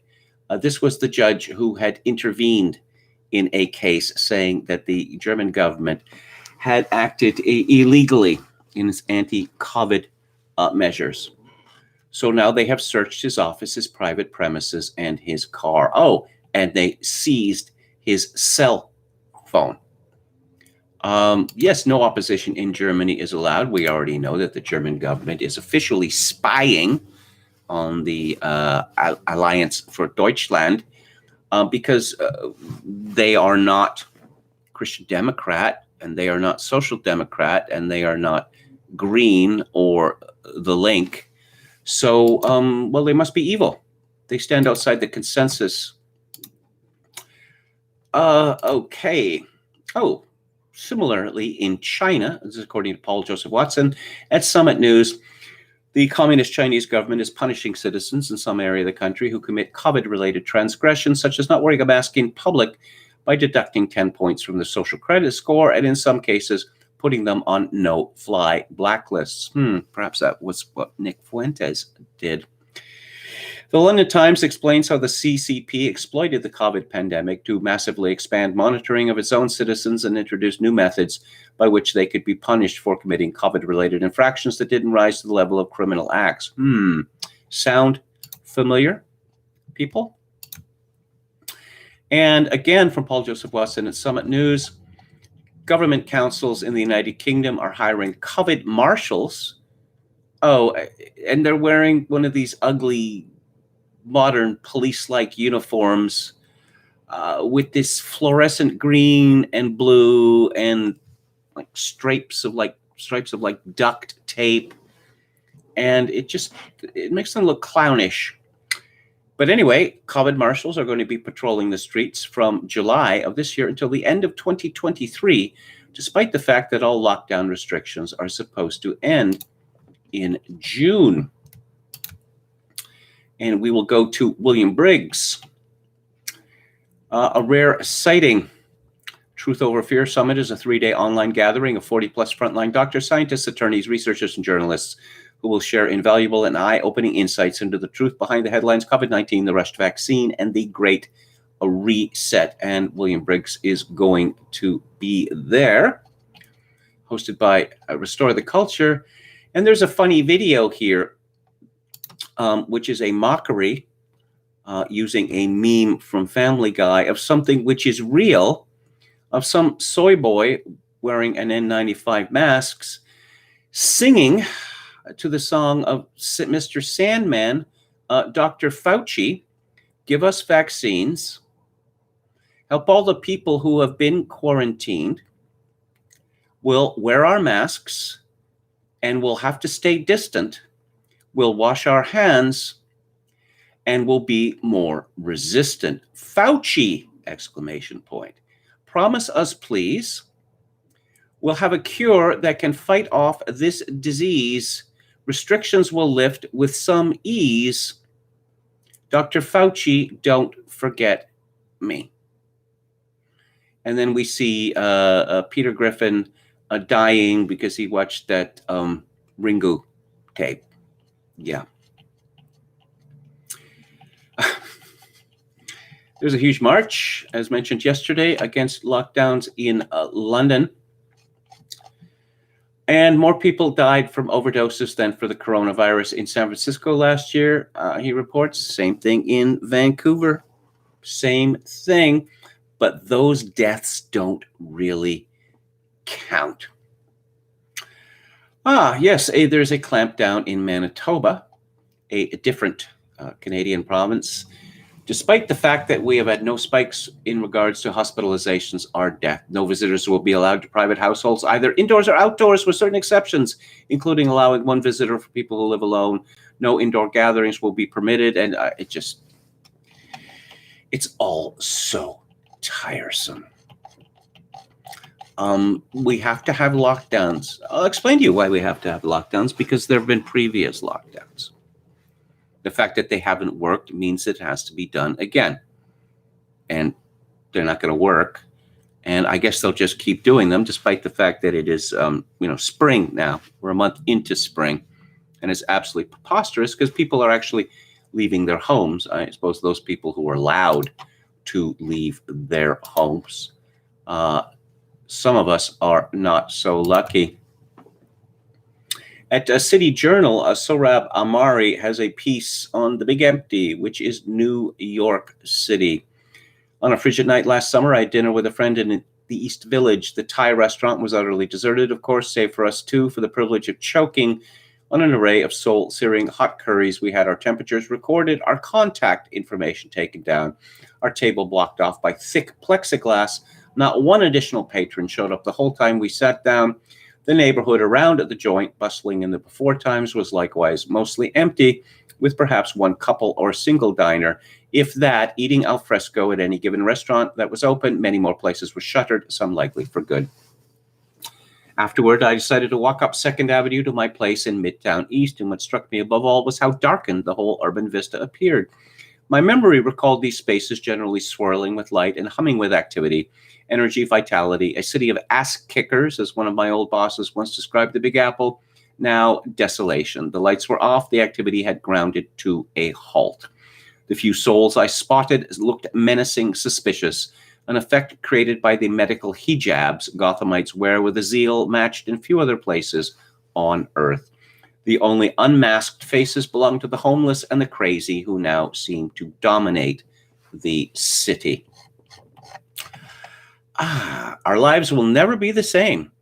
New York will never be the same. We should socially distance even after the novel coronavirus is under control. These are the watchwords of technocratic hubris and sociopathy. They contain less wisdom than the crazed laughter of the city's high and drunken homeless.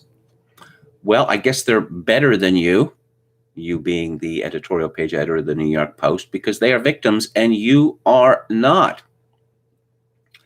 Let's have a look at lockdown skeptics.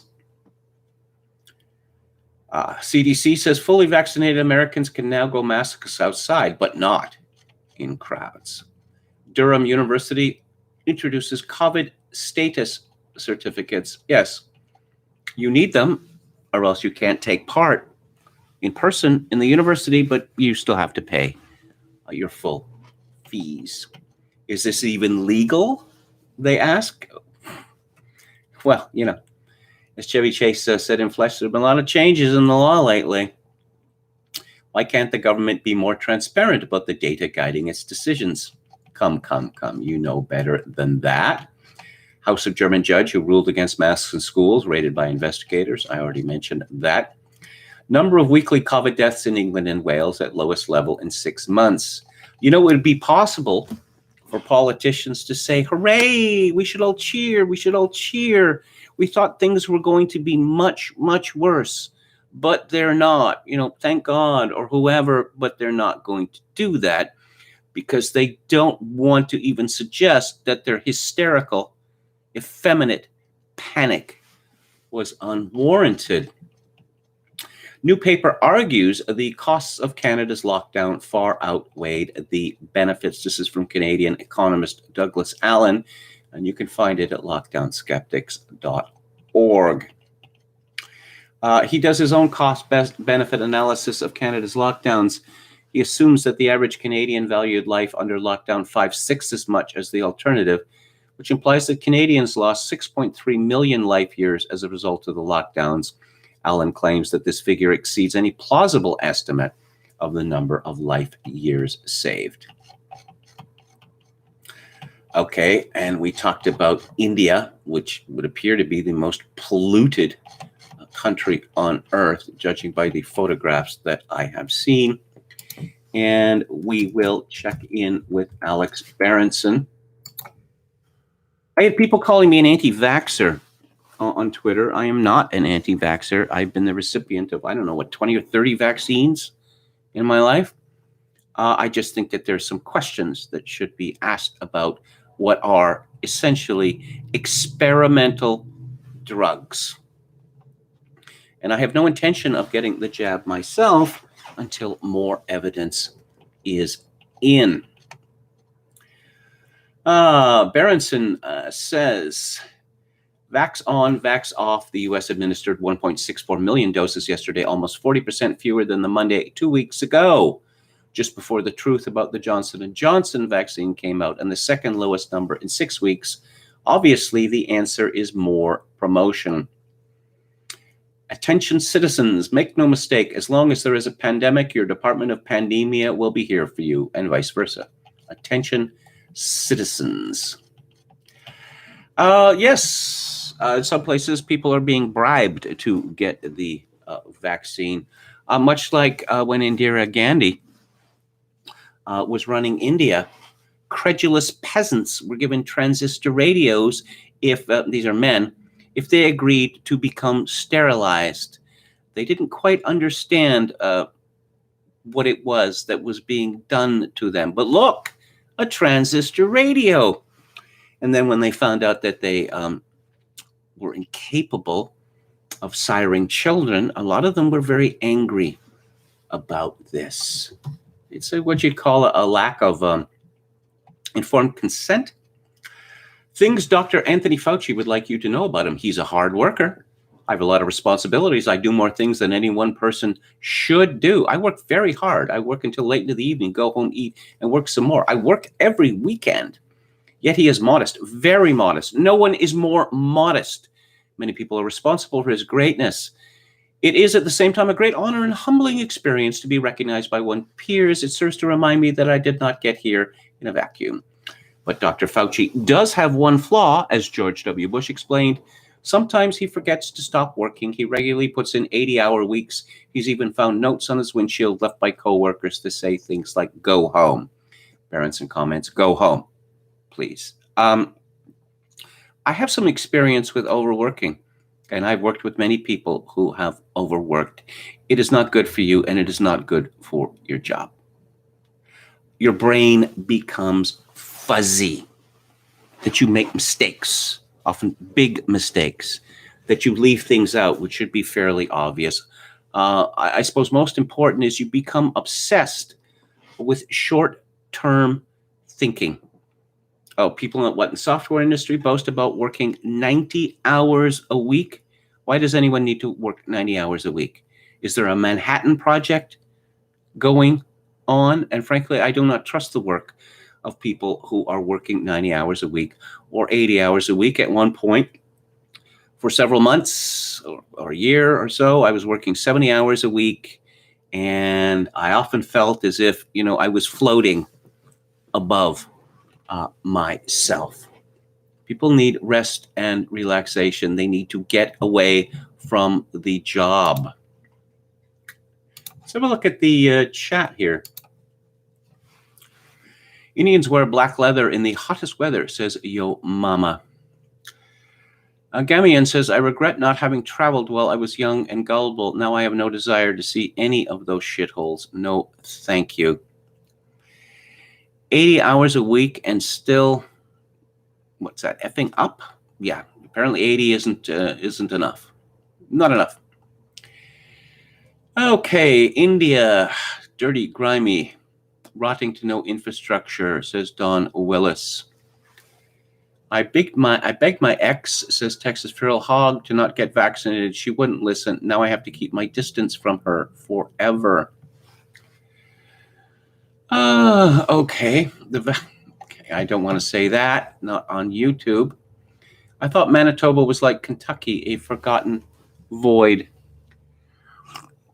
Speaking of Costa Rica, it turned out that the premier of Manitoba, Brian Pallister, was spending, half of his time in Costa Rica for some reason.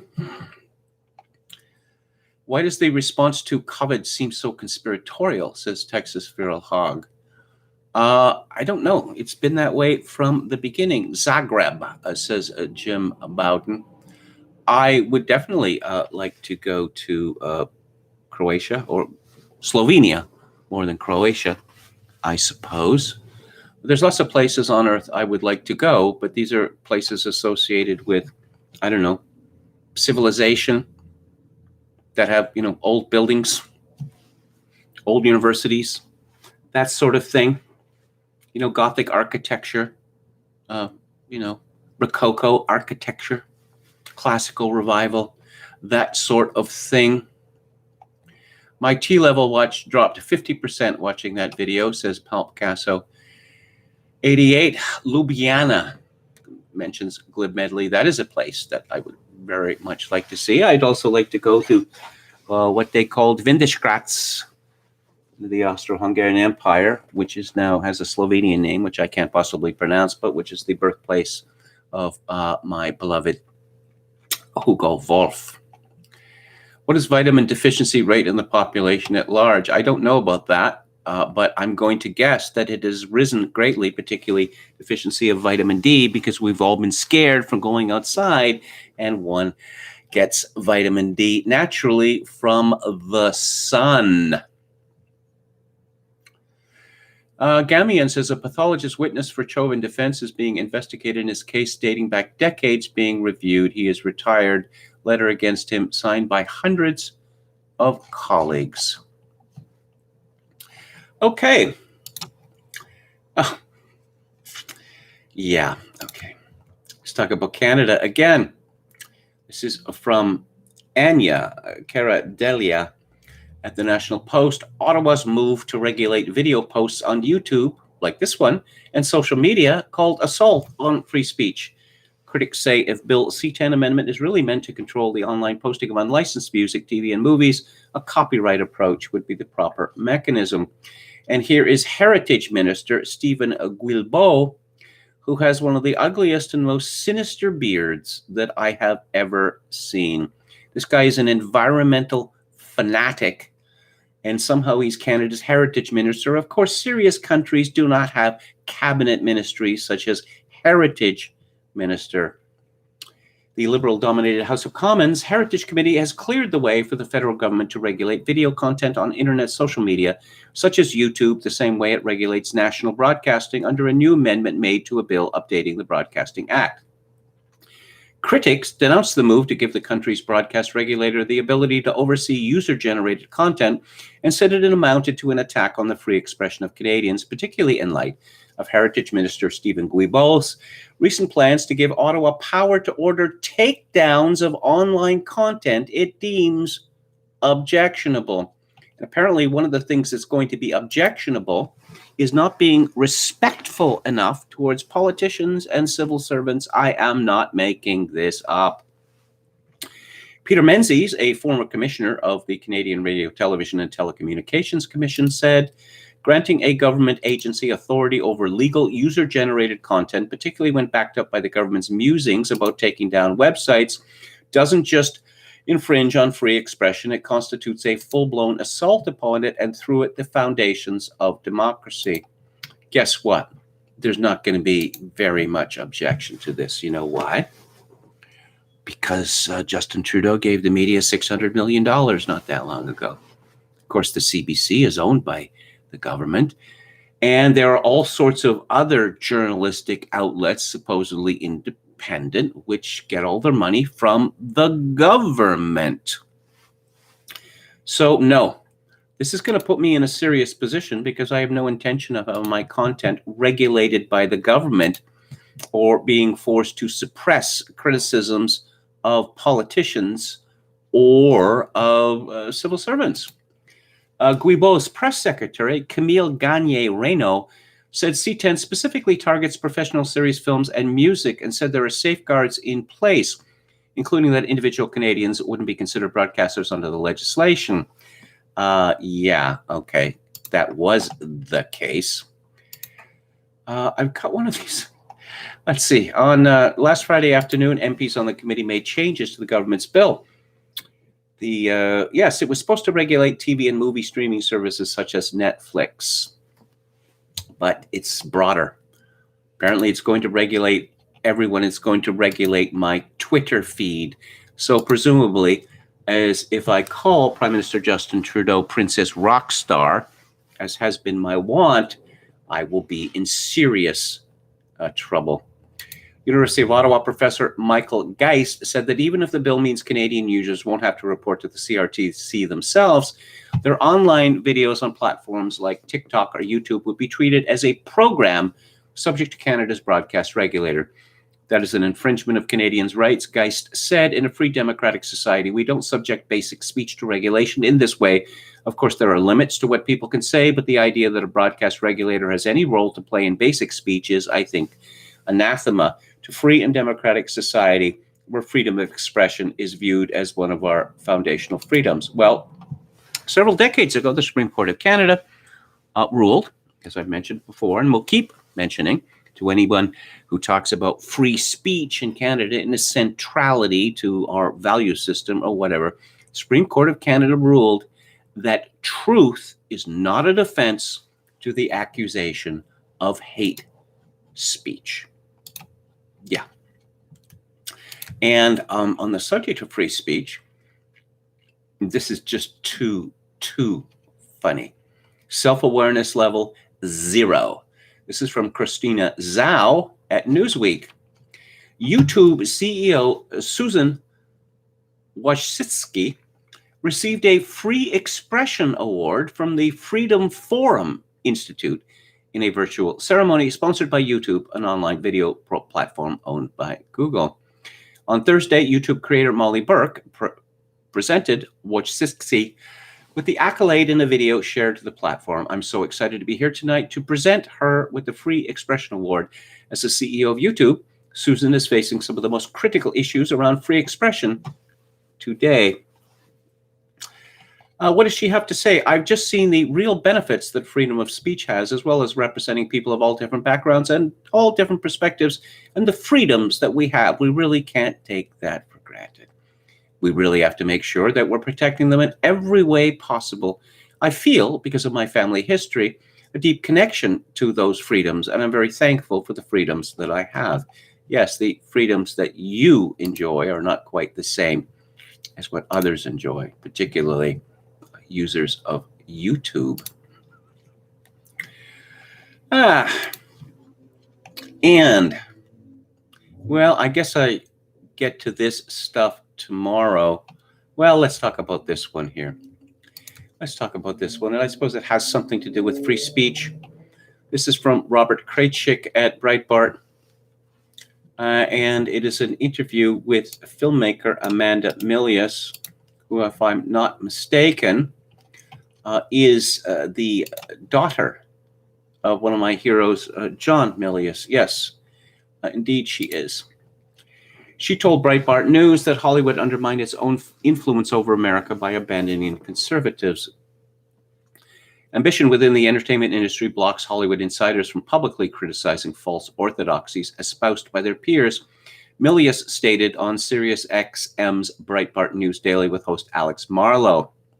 She noted Tinseltown's decades of direct and indirect left-wing political advocacy What Hollywood is, and what it's always been, is a bunch of people who seek relevance and influence more than anything. Nobody's going to say the emperor has no clothes. Nobody is going to turn around and say the thing we've dedicated ourselves to, changing American culture, and this sort of cultural Marxist point of view, has snowballed out of control. She pointed to the Oscars ceremony's focus on COVID-19 as illustrative of Hollywood's disconnection from most Americans. I wonder about that. I don't think that's how they see it. Ben Stein wrote a book some decades ago called, I believe it's called The View from Sunset Boulevard. And he worked in Hollywood. He worked for Norman Lear. And he interviewed a lot of people. He knew a lot of these people as friends, and he interviewed a bunch of others. They think that the America that they describe in their television shows and movies, where every small town is just a nest of murderous, racist rednecks or whatever, they think this is the truth. Now, of course, they have very little experience, say, with small towns, or they have very little experience, well, with what used to be, like, say, ethnic neighborhoods. I mean, white ethnic neighborhoods and the like. They have a worldview which is predicated on their lack of knowledge about those parts of the world of which they are not personally intimate. Milius added, they really are just culturally irrelevant, like this weird COVID ceremony performative thing that they did last night. That was also part of it. It wasn't just the usual wokeness. They also had to do this insane hypochondriac performance while they were awarding their wokeness, which was even weirder. It was totally bizarre, totally out of touch. Hollywood diminishes its influence by alienating conservatives, according to Marlowe. They're really struggling with this thing where they want to be these cultural trendsetters with the wokeness, but they've hemorrhaged so much of their audience. How are they going to be this influential culturally if there isn't any shared culture? And there's not that much of a shared culture anymore because of Hollywood. Hollywood was the closest thing we had to a shared culture other than sports, which is, I guess, next to try to destroy itself with wokeness. The door is wide open for alternative filmmakers, she said, because Hollywood has abandoned every type of movie that could be appealing to people across all kinds of spectrums in the United States. My friends and I like to say we have a really great future in front of us. It really is an amazing thing because I want to make movies for the other half of America. And so if Hollywood is going to abandon half the American audience, basically they're making an ideological business decision. Now, you heard a lot about woke capital, and I think everyone who listens to this stream knows what woke capital is referring to. But the New York Times and other regime media outlets keep writing about woke capital while deliberately ignoring what woke capital means and why Americans hate it and feel threatened by it. Visit Michelle Goldberg at the New York Times, Marco Rubio's woke capital tantrum. Senator Marco Rubio is extremely mad at corporations for bending a knee to woke progressive craziness, and he's going to do, well, something about it. On Sunday, in a fulminating New York Post opinion article, Rubio wrote that, quote, corporate America eagerly dumps woke toxic nonsense into our culture, and it's only gotten more destructive with time. These campaigns will be met with the same strength than any other polluter should expect, unquote. So Goldberg's argument is that Rubio is insufficiently pro-labor, and he is too much pro-big business. Okay, well, I think that there's a fair amount of truth to what she's saying. That is not the point. We're not talking about higher taxes on profits earned overseas. We're not talking about making it easier for unions to be organized. We're not talking about any of that.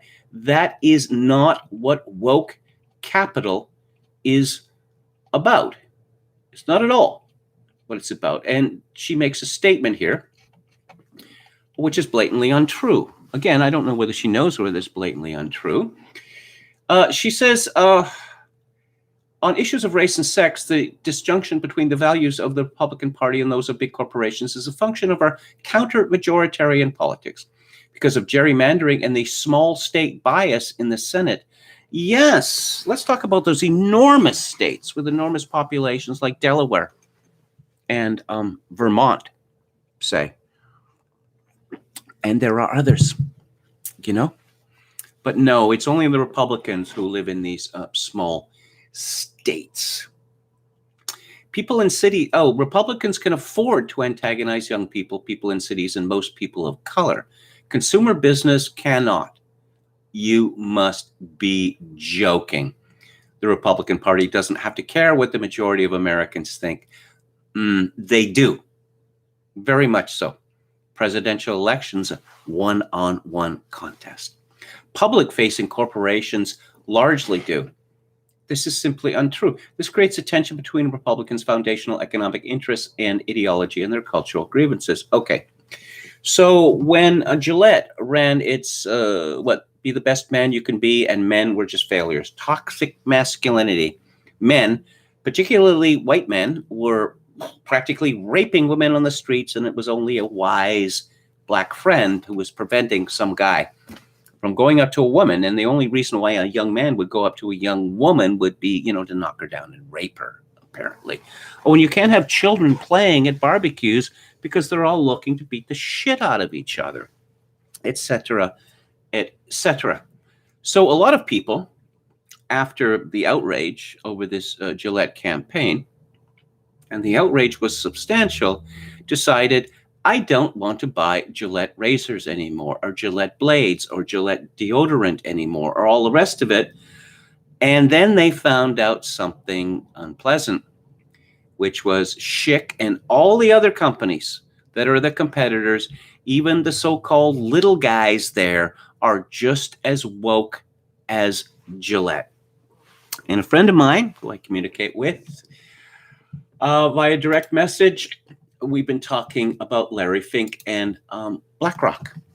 And Larry Fink, BlackRock, is an institutional investor which owns huge chunks from the biggest companies in America and in the world. And such is their power, particularly over such, regulatory instruments as various, wokeness tables, that if BlackRock says that a company must get woker, then it gets woker or it's in trouble. Obviously, Michelle Goldberg has no idea how this works, or she's just prepared to lie about it. Republican threats are empty, no matter how much they hate what they call woke capital. It's in scare quotes because woke capital isn't a real thing, apparently. Well, it is very much a real thing. And anyone who watches, does this woman have a television? Does she watch TV commercials? Does she pay attention? Who knows? D.B. Cooper says making documentaries is one thing, but making good dramas or comedies is an order of magnitude more expensive, not to mention the talent are shit libs. I was discussing a movie a couple of weeks ago. That was the first movie, a debut movie called The Vast of Night. And it was directed and written by a man called Andrew Patterson, who had worked in commercials. And this movie cost $700,000 to make. And I think it is quite good. And it's got special effects in it even. It does, $700,000 is nothing in Hollywood. But it can be done. The movie is well acted, well shot, well directed. It's full of nobodies, but it is really quite good. Again, from D.B. Cooper says right-wing fiction tends to be ham-fisted and poorly done. True. The left uses themes and characters as propaganda. The right does a film that explicitly states why is bad. Yeah, it's true. It's true, but part of the reason is that if you look at the conservative movement, so-called, going back to the beginning and going, say, into, let's say, the 1980s, conservative publications took culture very seriously, and then they decided that culture was for losers, and they didn't want to have anything to do with it. Oh, Jonah Goldberg is going to tell you all about Babylon 5 again. Or David A. French is going to carry on about superhero movies. The right stopped caring about culture because culture is for losers and homos. Oh, no, we love homos. Don't say that we don't, because we love them. In fact, we think that you're the really, you're the anti-gay people on the left, not on the right. But no, just for losers, because they don't have any interest in culture and they don't understand how important culture is. Where's the money? The world is about money. That is all that's important in the world. That's how these people think. Money, money, money. Anyway, that is the show for today. On Theater Thursday, I'm going to be discussing Rainer Werner Fassbinder's TV miniseries Berlin Alexanderplatz, based on the acclaimed novel by Alfred Döblin. And on the book club, on Friday, a very disturbing dystopian novel about China in the near future by Maggie Shen King called An Excess Male. And on Music Monday, next Monday, May the 3rd, I'm going to be discussing K-pop, The Uncanny Valley. Thank you all for tuning in. I'll be back on the air tomorrow, 4 p.m. Pacific, 7 p.m. Eastern. If you like the show or any part of it, I'd appreciate it if you click on the like button and subscribe to my YouTube channel if you have not done so already. If you would like to make a donation to this live stream, very much appreciated at this very awkward time in my life with the madness across the street, which never ends. My PayPal account is attached to Kevin_Grace@hotmail.com. Once again, Kevin_Grace@hotmail.com. If you are in Canada, a donation can be made directly to this live stream via interact@kevingrace@shaw.ca. And as always, I leave you with this: in these days of social atomization and civilizational collapse, I do dearly wish that you, my dear viewers and listeners, manage to forge a genuine human connection in order to ease the burden. Good night.